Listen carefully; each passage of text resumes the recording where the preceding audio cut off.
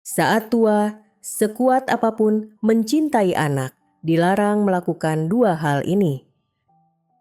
Salam hormat untuk para penonton filosofi yang bijak.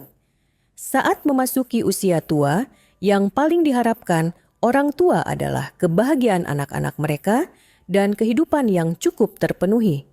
Kasih sayang itu membuat banyak orang rela mengorbankan segalanya, bahkan ikut campur dalam kehidupan pribadi anak hanya dengan satu harapan: mereka bisa hidup dengan damai. Namun, hal-hal yang dianggap sebagai bentuk cinta tersebut justru tanpa disadari menyakiti kedua belah pihak. Di usia tua, sekuat apapun mencintai anak, orang tua sama sekali tidak boleh melakukan dua hal ini jika tidak ingin kehilangan kedamaian diri sendiri dan mendorong anak-anak ke dalam lingkaran ketergantungan yang tak berujung. Hari ini, mari kita bersama-sama merenungkan untuk memahami mengapa demikian. Yang pertama, mengorbankan seluruh harta, tidak menyisakan apapun untuk diri sendiri. Setelah suaminya meninggal dunia, Ibu Ayu hidup sendiri, tetapi kunjungan rutin dari anak-anaknya dari Denpasar dan Malang membuatnya merasa hidupnya sudah cukup penuh. Namun, kasih sayang yang berlebihan kepada anak-anak membuatnya percaya bahwa memberikan seluruh harta adalah cara untuk menunjukkan cinta seorang ibu secara utuh. Pengorbanan buta inilah yang membawa beliau ke dalam kesulitan finansial, bukan hanya merenggut ketenangan di masa tua, tetapi juga meretakkan ikatan keluarga. Ibu Ayu selalu berpikir bahwa segala sesuatu yang dimilikinya harus diberikan untuk anak-anaknya. Ibu sudah tua, untuk apa menyimpan uang?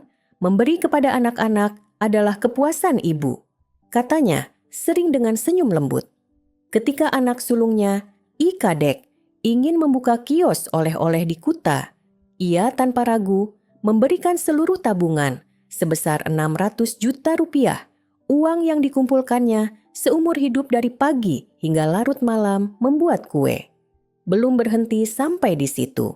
Ia menjual sebidang kebun kecil di desa untuk membantu putri keduanya, Niwayan, membayar pinjaman membeli mobil. Ibu ingin anak-anak hidup sejahtera, ujarnya dengan penuh kebanggaan. Anak bungsu, I Putu, meskipun tidak meminta, juga diberi 100 juta rupiah untuk memperbaiki rumah kontrakan. Bahkan uang pensiun yang sedikit pun dibagi rata, dikirimkan kepada masing-masing anak setiap bulan. Ibu Ayu tidak menyisakan apapun untuk dirinya sendiri, percaya bahwa anak-anak akan selalu ada di sisinya saat ia membutuhkannya. Namun, hidup tidak seperti yang diimpikan oleh Ibu Ayu. I Kadek, yang kurang pengalaman, cepat mengalami kegagalan dalam berbisnis. Kios oleh-oleh tutup hanya setelah 6 bulan. Ia tidak bisa mengembalikan uang kepada ibunya, bahkan berhutang lebih karena meminjam uang dengan bunga tinggi untuk mempertahankan toko. Niwayan, meskipun berhasil membayar utang mobil, mulai merasa kesal karena ibunya sering bertanya tentang kehidupannya, seolah-olah menunggu ucapan terima kasih. I Putu, yang terbiasa mendapat nafkah dari ibunya, menjadi manja, tidak mau mencari pekerjaan tetap, dan boros dalam mengeluarkan uang. Keempat anak itu, walaupun mencintai ibunya, perlahan merasa tertekan ketika Ibu Ayu tidak lagi memiliki apa-apa. Ia mulai bergantung pada mereka, mulai dari uang untuk membeli beras, minyak goreng, hingga biaya memperbaiki atap rumah yang bocor. Setiap kali ia menelepon dengan suara gemetar meminta sedikit uang, I Kadek menghela napas. Ibu, aku juga sedang kesulitan. Niwayan menjawab seadanya. Sementara I Putu sering tidak mengangkat telepon dengan alasan sibuk. Tanpa uang, Ibu Ayu hidup susah dalam rumah kayu tua, dinding penuh noda, atap genteng dipenuhi lumut. Kesehatannya menurun, sendi-sendi terasa sakit akibat bertahun-tahun bekerja keras. Tapi ia tak berani ke dokter karena takut biaya mahal. Ia makan seadanya, kebanyakan hanya nasi dingin dengan garam untuk menghemat. Suatu hari saat hujan deras, ia jatuh sakit, demam tinggi, dan batuk kering berkepanjangan. Ketika anak sulungnya, Nimade, membawanya ke rumah sakit, dokter mendiagnosis ia mengalami pneumonia berat akibat kondisi lemah yang berkepanjangan. Biaya pengobatan membuat anak-anak bingung. Mereka datang berkunjung, membawa sedikit uang, tapi raut wajah penuh kelelahan. "Ibu, kami juga sedang kesulitan," kata Niwayan dengan suara putus asa. I Putu hanya mampir beberapa menit lalu buru-buru pergi. Ibu Ayu terbaring di ranjang rumah sakit, menatap keluar jendela yang berkabut. Hati terasa perih seperti teriris. Ia menyadari bahwa pengorbanannya tidak membawa kebahagiaan bagi anak-anak, melainkan membuatnya menjadi beban. Malam itu, di dalam kamar rumah sakit yang dingin, Ibu Ayu teringat kata-kata ayahnya dulu. Memberi itu baik, tapi harus menyisakan sebagian agar tidak terjatuh. Jika ia menyisihkan sedikit untuk masa tua, mungkin ia tidak akan jatuh ke dalam kesulitan, dan anak-anaknya masih memandangnya dengan rasa hormat. Ia mengenang hari-hari ketika anak-anak masih kecil, berkumpul di sekitar meja makan sederhana, tertawa dan bercanda riang. Kini, kunjungan mereka jarang, panggilan singkat hanya menjadi sebuah kewajiban. Ibu Ayu sangat menyadari bahwa mencintai bukanlah memberi segalanya, melainkan mengetahui cara menyeimbangkan agar tetap mempertahankan kemandirian dan martabat. Setelah keluar dari rumah sakit, Ibu Ayu kembali ke rumah kecilnya di Klungkung, di mana suara angin yang menyelinap lewat celah pintu mengingatkan pada kesepian yang dingin. Rumah yang dulu riuh dengan tawa kini hanya sunyi seperti ruang kosong yang luas. Tidak ada lagi suara cucu yang mulai belajar bicara. Tidak ada lagi sore hari di mana anak-anak berkumpul bercengkerama. Sebagai gantinya, mereka hanya singgah sebentar, meninggalkan sedikit uang, sedikit beras, lalu pergi lagi, terbawa oleh ritme kehidupan dan kesibukan masing-masing. Nimade, putri yang pernah berjanji akan merawat ibunya, tetap menepati janji dengan sepenuh hati. Namun, kesibukan pekerjaan membuatnya tak bisa tinggal lama. I Kadek dan Niwayan, karena beban utang, tidak banyak waktu lagi untuk ibu mereka. Sedangkan I Putu, anak bungsu, seolah menghilang dari percakapan, hanya menjadi nama yang samar dalam ingatan. Sore itu, Ibu Ayu duduk di beranda. Matanya menatap hening orang-orang tetangga yang berlalu lalang. Suara langkah kaki di jalan semakin membuatnya merasa tertinggal jauh. Di dalam hatinya, gelombang penyesalan bergulung-gulung. Ia teringat masa-masa dulu saat ia percaya bahwa mencintai berarti mengorbankan segalanya untuk anak-anak, memberikan semuanya tanpa menyisakan apapun untuk dirinya sendiri. Ia menjual tanah, membagi rumah, memberikan uang dengan pikiran, asal anak-anak hidup berkecukupan, aku rela berkorban. Namun kemudian, waktu membuktikan bahwa cinta yang salah cara bisa menyakiti kedua belah pihak. Saat tidak ada lagi yang tersisa di tangan, Ibu Ayu kehilangan kendali dan rasa hormat yang dulu dimilikinya. Ia menyadari kasih sayang keluarga tidak bisa dibeli dengan materi, dan pengorbanan buta hanya membuat masa tua menjadi lebih rapuh daripada sebelumnya. Langit Klungkung di sore hari yang terlambat berwarna abu-abu muda, bayangan Ibu Ayu terpantul panjang di atas lantai ubin tua. Ia mengerti yang masih ia dambakan bukanlah uang atau rumah, melainkan tawa dan perhatian tulus dari anak-anaknya. Namun, kini semuanya sudah terlambat. Ia hanya berharap kisah hidupnya menjadi pengingat bagi siapa saja yang memasuki usia senja. Kasih sayang harus disertai dengan kebijaksanaan, Jangan sampai menukar kedamaian dengan kesepian di tahun-tahun terakhir kehidupan. Ia berusaha memperbaiki kesalahan meski sudah terlambat. Ibu Ayu berhenti meminta uang kepada anak-anaknya, berusaha hidup hemat dengan sisa tunjangan yang sedikit. Ia meneleponi Made hanya untuk menanyakan kabar tanpa membicarakan kesulitan. Namun retakan dalam keluarga sulit diperbaiki. Anak-anak, meskipun masih mencintai ibu mereka, tidak lagi sedekat dulu.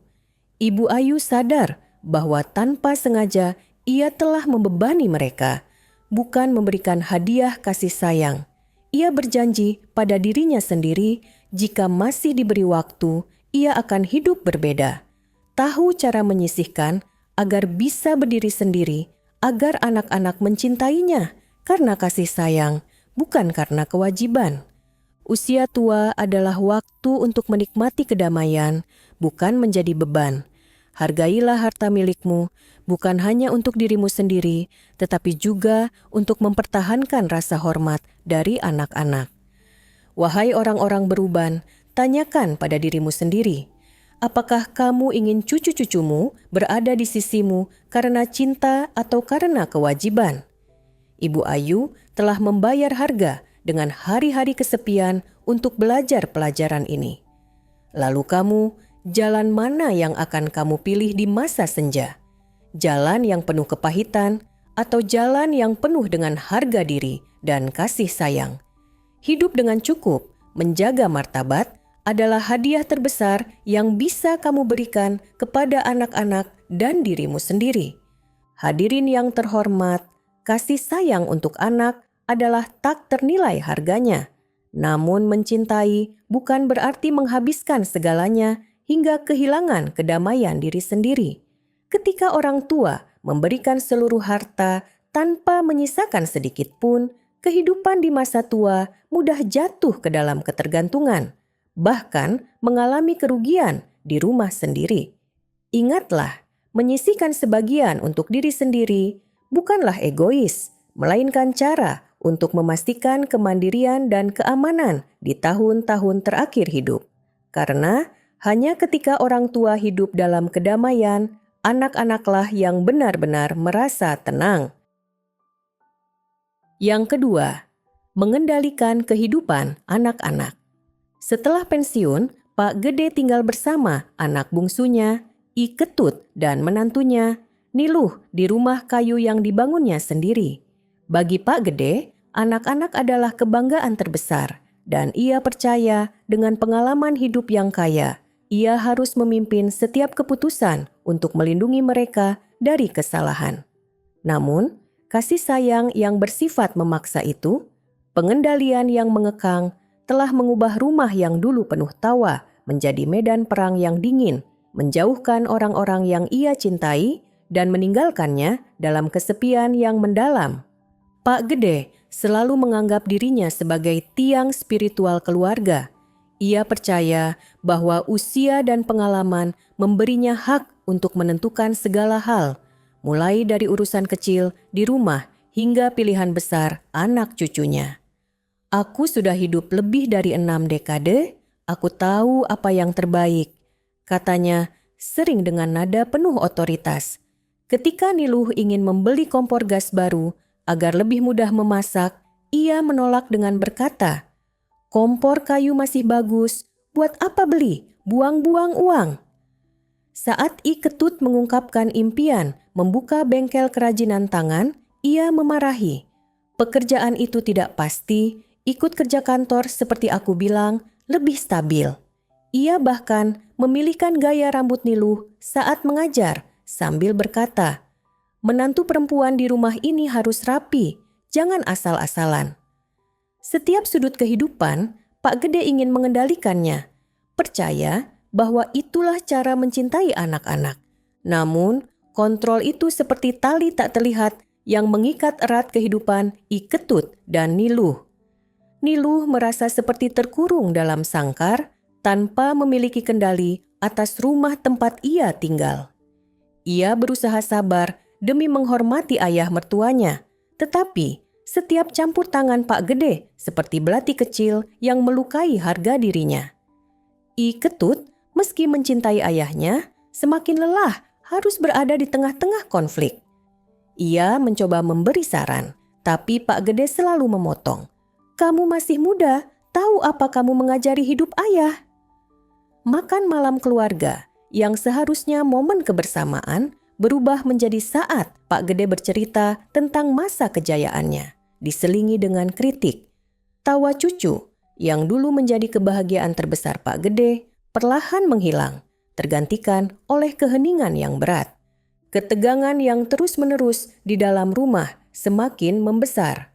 Pak Gede dengan niat bahwa dirinya melakukan yang terbaik, mendaftarkan cucunya ke sekolah internasional mahal di Denpasar tanpa berkonsultasi dengan I Ketut dan Niluh. Ia percaya sekolah itu akan menjamin masa depan cerah untuk cucunya, tetapi kenyataannya kurikulumnya tidak cocok dan biaya sekolah yang sangat tinggi membuat keluarga terjerat utang. Niluh yang sudah lama menahan diri tak mampu lagi menahan perasaannya. Ia menangis dan berkata kepada I Ketut, "Aku tidak mau hidup seperti ini lagi, aku merasa sesak." Ia mengusulkan untuk pindah tinggal sendiri, bahkan berpikir tentang perceraian demi mencari kebebasan. I Ketut, meskipun sedih, setuju. Ia tidak ingin terus hidup di rumah, di mana kasih sayang keluarga tertindas oleh tekanan dan paksaan. Pada hari I Ketut dan Niluh pindah, Pak Gede berdiri diam di depan pintu, melihat anaknya membawa barang-barang dengan hati yang hancur. Ia tidak menyangka bahwa apa yang dilakukannya karena cinta justru berujung seperti ini. Rumah di Gianyar yang dulu penuh dengan tawa dan suara, kini hanya menyisakan dirinya dan keheningan yang sunyi. Anak-anak masih berkunjung, membawa hadiah atau sedikit uang, tapi kunjungan itu singkat dan canggung.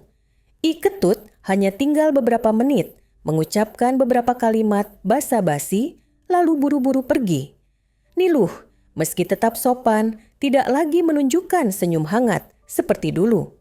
Cucu laki-laki yang dulu selalu dekat dengannya, kini hanya malu-malu menyapa, lalu berlari ke mobil. Pak Gede duduk sendirian di bengkel kayu tua, menatap ukiran-ukiran yang berdebu dengan hati penuh penyesalan. Suatu malam, ketika sinar bulan redup menembus jendela, Pak Gede membuka laci dan mengeluarkan foto keluarga saat I Ketut masih kecil. Ia teringat kata-kata ibunya dulu.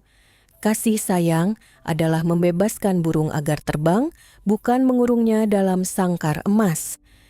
Jika ia percaya dan membiarkan I Ketut serta Niluh menentukan hidup mereka sendiri, mungkin rumah ini masih dipenuhi tawa.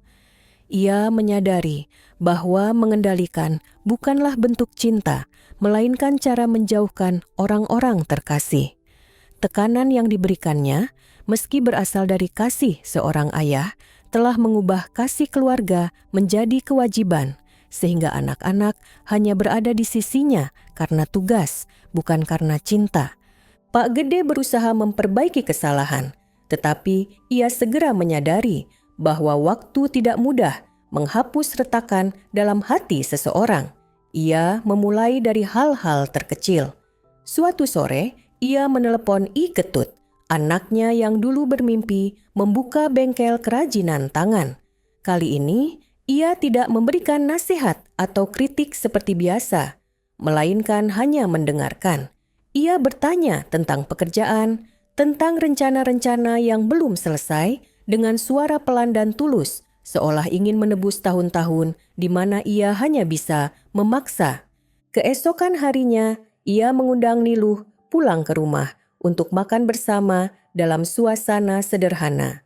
Di hadapan putrinya, ia menundukkan kepala dan meminta maaf atas campur tangannya yang terlalu dalam kehidupan pribadi Niluh. Niluh tersenyum dan berkata bahwa semuanya sudah berlalu, namun di matanya masih tersisa jarak yang sulit diungkapkan. Karena meskipun ayah dan anak masih saling mencintai, keakraban yang dulu ada telah memudar, digantikan oleh pertemuan-pertemuan formal dan terbatas. I Ketut dan Niluh kini sudah terbiasa dengan kehidupan mereka sendiri, di mana mereka bebas menentukan pilihan dan jalan hidup. Mereka masih menghormati ayahnya, masih peduli saat ia sakit, tapi tidak lagi menganggapnya sebagai tempat sandaran secara emosional. Dan itulah yang paling membuat Pak Gede merasa gelisah dan menyesal. Duduk sendirian di dalam rumah yang luas, ia menyadari bahwa ia telah menukar tahun-tahun masa tua yang hangat hanya karena keinginan untuk mengendalikan. Ia pernah berpikir bahwa sikapnya yang keras dan keputusan-keputusan yang dipaksakan adalah demi cinta. Tetapi pada akhirnya yang ia dapatkan hanyalah jarak dan keheningan di antara sanak saudara. Pak Gede memejamkan matanya perlahan, menghela napas. Dalam lubuk hatinya, ia berkata pada diri sendiri, "Jika ada kesempatan, aku akan hidup berbeda. Aku akan membiarkan anak-anakku melangkah sendiri, meskipun mereka terjatuh, agar cinta menjadi jembatan, bukan tali yang mengikat." Namun, ia juga mengerti bahwa ada kesalahan yang hanya bisa meninggalkan pelajaran, dan itu tidak bisa terhapus oleh waktu. Mencintai anak bukanlah dengan mengendalikan setiap keputusan, melainkan dengan percaya dan menghormati agar mereka bisa tumbuh dewasa sendiri. Karena ini adalah waktunya untuk menanamkan benih kasih sayang dengan pemahaman, bukan dengan perintah. Biarkan anak-anak terbang sendiri, meski sayap mereka rapuh, karena hanya ketika mereka bebas, mereka akan kembali kepada Anda dengan tulus. Wahai para orang tua, tanyalah pada diri Anda sendiri, apakah Anda ingin anak dan cucu berada di sisi Anda karena cinta atau karena kewajiban? Pak Gede telah membayar dengan hari-hari kesepian di rumah yang sunyi untuk mempelajari pelajaran ini. Lalu Anda, jalan mana yang Anda pilih untuk masa tua Anda? Sebuah jalan yang penuh keretakan atau sebuah jalan yang dipenuhi kehangatan? Hiduplah dengan lapang dada agar kasih sayang keluarga menjadi hadiah yang paling berharga. Itulah yang seharusnya Anda berikan kepada anak-anak dan juga diri Anda sendiri. Saudara-saudari yang terkasih, mengendalikan anak-anak bukanlah bentuk kasih sayang, melainkan hanya membuat mereka merasa terkekang, kehilangan kebebasan, dan perlahan-lahan menjauh. Setiap orang tua pasti menginginkan kebahagiaan bagi anak-anaknya, tetapi kebahagiaan sejati harus dipilih sendiri oleh mereka, meskipun harus terjatuh atau membuat kesalahan. Melepaskan kendali bukan berarti bersikap acuh tak acuh, melainkan menaruh kepercayaan dan rasa hormat kepada mereka. Ketika orang tua memahami hal ini, keluarga akan memiliki lebih banyak tawa dan lebih sedikit jarak yang tak terlihat. Selasa, terlalu melindungi, melakukan segalanya untuk anak. Ibu Suci dengan tangan yang kurus dan hati yang penuh kasih sayang telah mengorbankan seluruh hidupnya agar anak-anaknya bisa hidup berkecukupan dan berpendidikan layak. Setelah pensiun dari berdagang, ia tinggal bersama putri bungsunya, Ninyoman, dan cucunya di sebuah rumah kecil penuh kenangan. Ibu Suci sangat mencintai anak dan cucunya, selalu takut mereka menderita, sehingga ia memikul semua tanggung jawab, mulai dari urusan keuangan hingga mengurus keluarga. Namun, justru perlindungan yang berlebihan itulah yang membuatnya kelelahan, anak-anaknya menjadi lemah dan bergantung, dan keluarga mereka dilanda tragedi yang menyakitkan, meninggalkannya dalam penyesalan yang terlambat. Ibu Suci selalu percaya bahwa mencintai anak adalah melindunginya dari segala kesulitan. Selama ibu masih kuat, ibu bisa mengurusnya. Kalian hiduplah dengan tenang. Ia sering berkata dengan senyum lembut dan mata yang penuh keyakinan. Selama bertahun-tahun, ia memikul segala urusan rumah tangga. mulai dari mengurus cucunya sendiri, Kadek, mengantar dan menjemputnya ke sekolah setiap hari, menyiapkan hidangan panas, hingga mencuci setiap potong pakaian. Ia melakukan semuanya tanpa mengeluh sedikit pun. Ketika Ninyoman, putri bungsunya, kehilangan pekerjaan, Ibu Suci tanpa ragu memberikan seluruh tabungan hidupnya yang berjumlah 400 juta rupiah untuk membantu sang anak membayar sewa rumah. "Ibu, tidak mau kamu menderita," katanya dengan suara penuh kepedihan. Tangannya gemetar menghitung setiap lembar uang seolah membungkus semua kasih sayangnya. Namun, tidak hanya itu.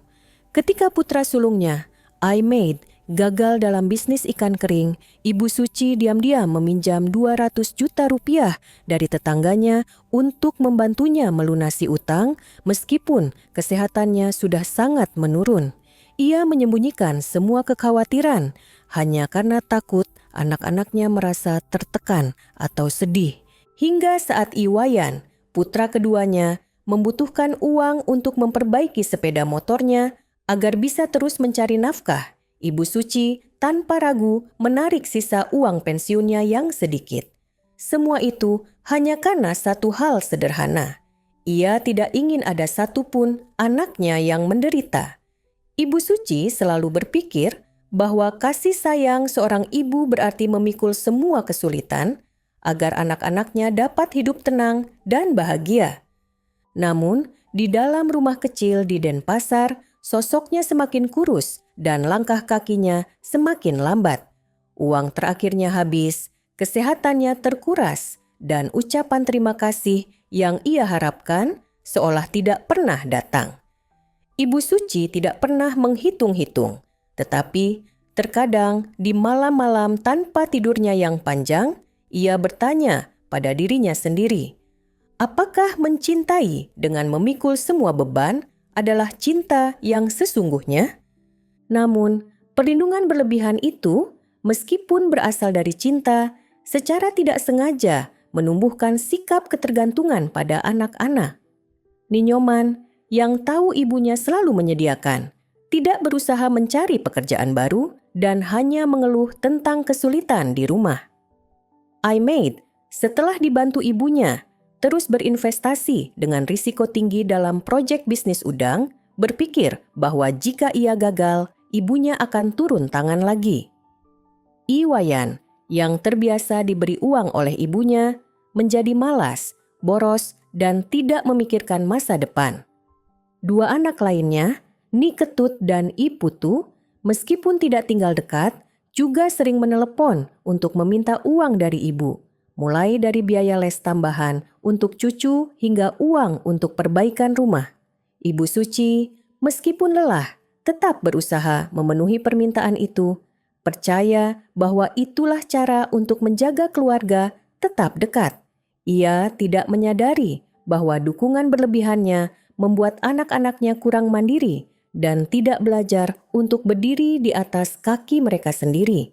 Seiring berjalannya waktu, kesehatan Ibu Suci semakin menurun. Di usia 72 tahun, ia masih bangun pagi-pagi buta untuk memasak, mengantar Kadek ke sekolah, dan melakukan pekerjaan rumah tanpa henti. Kakinya gemetar, punggungnya terasa sakit karena beban yang dipikul bertahun-tahun, tetapi ia menepis nasihat Ninyoman untuk beristirahat. Kalau ibu berhenti, siapa yang akan mengurus anak dan cucu? Tanyanya pada diri sendiri, hatinya dipenuhi kekhawatiran. Suatu sore, saat sedang memikul air dari sumur, ia tiba-tiba merasa pusing dan jatuh di halaman. Ninyoman dengan panik membawanya ke rumah sakit. Dokter mendiagnosisnya mengalami kelelahan fisik yang parah, disertai tekanan darah tinggi dan radang sendi kronis yang merupakan akibat dari kerja keras yang berkepanjangan. Biaya pengobatan menghabiskan sisa uang yang sedikit, membuat keluarga mereka terperosok dalam kesulitan. Di ranjang rumah sakit, Ibu Suci melihat keluar jendela, menyaksikan mobil-mobil melintas, dan memikirkan hari-hari yang telah berlalu. Ia menyadari bahwa perlindungannya tidak membuat anak-anaknya kuat, melainkan justru membuat mereka lemah dan tidak tahu cara mengurus diri sendiri.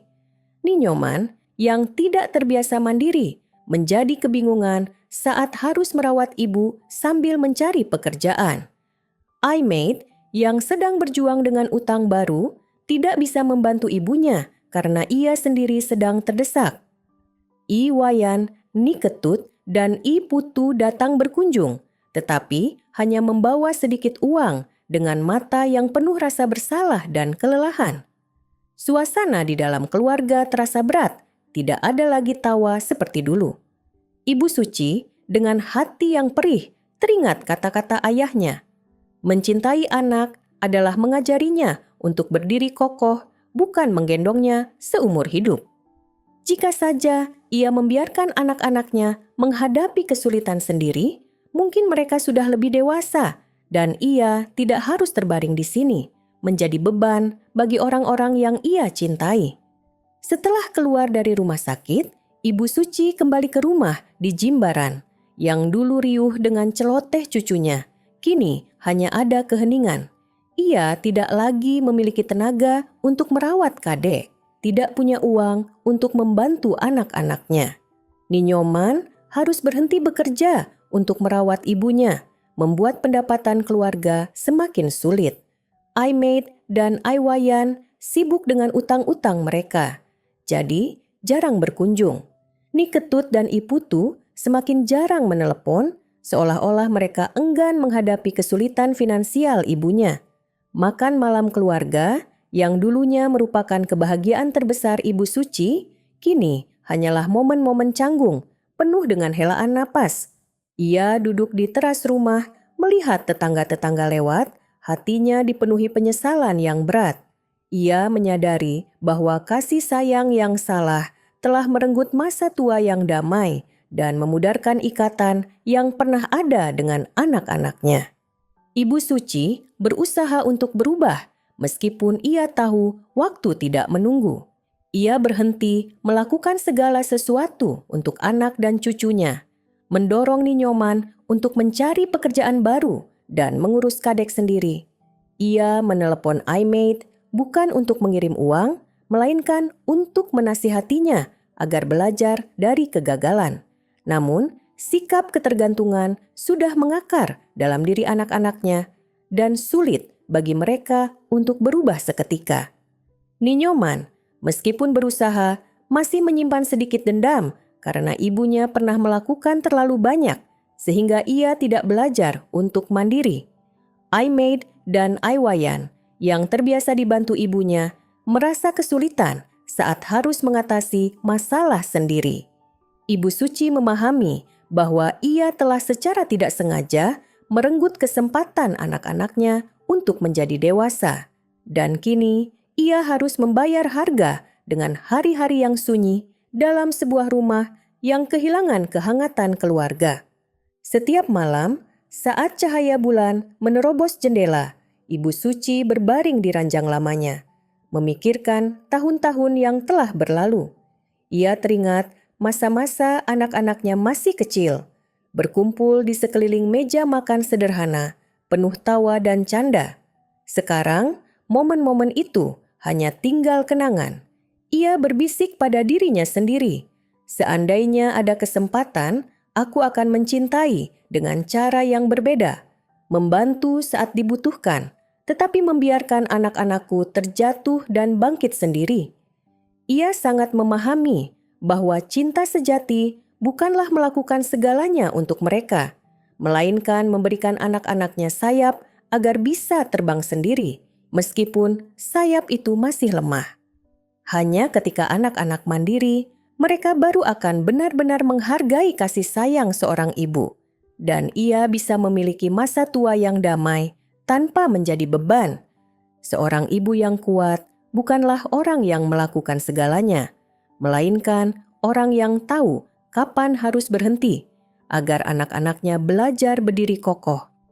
Wahai para orang tua, tanyalah pada diri Anda sendiri, apakah Anda ingin anak dan cucu mencintai Anda karena kasih sayang atau karena ketergantungan? Ibu Suci telah membayar dengan tahun-tahun yang penuh kelelahan dan kesepian untuk mempelajari pelajaran ini. Lalu Anda, jalan mana yang Anda pilih untuk masa tua Anda? Sebuah jalan yang penuh beban atau sebuah jalan yang dipenuhi cinta sejati? Hiduplah dengan pemahaman agar anak-anak menjadi dewasa dan Anda bisa tenang. Itulah hadiah terbesar yang bisa Anda berikan kepada mereka dan juga diri Anda sendiri. Hadirin sekalian, saat kita menginjak usia senja, banyak dari kita berpikir bahwa melakukan segala sesuatu untuk anak adalah wujud kasih sayang terbaik. Namun, pada kenyataannya, perlindungan yang berlebihan justru secara tidak sengaja merenggut kesempatan anak untuk belajar mandiri dan menghadapi kesulitan. Ketika orang tua masih sehat, semuanya mungkin terasa mudah. Tetapi, suatu saat nanti, ketika kita tidak lagi berada di sisi mereka, anak-anaklah yang akan paling menderita karena kurangnya keberanian dan keterampilan hidup. Kasih sayang yang sejati bukanlah dengan memikul semua beban, melainkan dengan mendampingi, mendukung saat dibutuhkan, agar anak bisa melangkah dan bertanggung jawab atas hidupnya sendiri. Hanya dengan cara itulah orang tua bisa memiliki ketenangan dan anak-anak pun dapat tumbuh dewasa serta meraih kebahagiaan yang langgeng. Saat tua nanti, sebesar apapun cinta kita pada anak, jangan pernah terlalu melindungi, mengendalikan, apalagi mengorbankan segalanya. Sikap ini justru secara tidak sengaja menumbuhkan sifat ketergantungan, membuat anak tidak belajar cara berdiri di atas kaki mereka sendiri.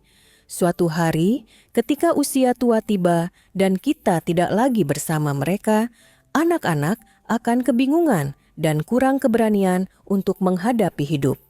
Cinta sejati bukanlah dengan memikul semua beban, melainkan dengan mendampingi, mendukung saat dibutuhkan, tetapi membiarkan anak melangkah dan bertanggung jawab atas dirinya sendiri. Hanya dengan cara itulah anak-anak akan menjadi dewasa, tahu cara menghargai, dan orang tua dapat memiliki masa tua yang tenang tanpa kelelahan. Biarkan cinta menjadi sepasang sayap yang mengangkat anak untuk terbang, bukan sangkar yang membuat mereka selamanya lemah. Itu adalah cara untuk menciptakan kedamaian dan kebahagiaan yang langgeng bagi kedua generasi.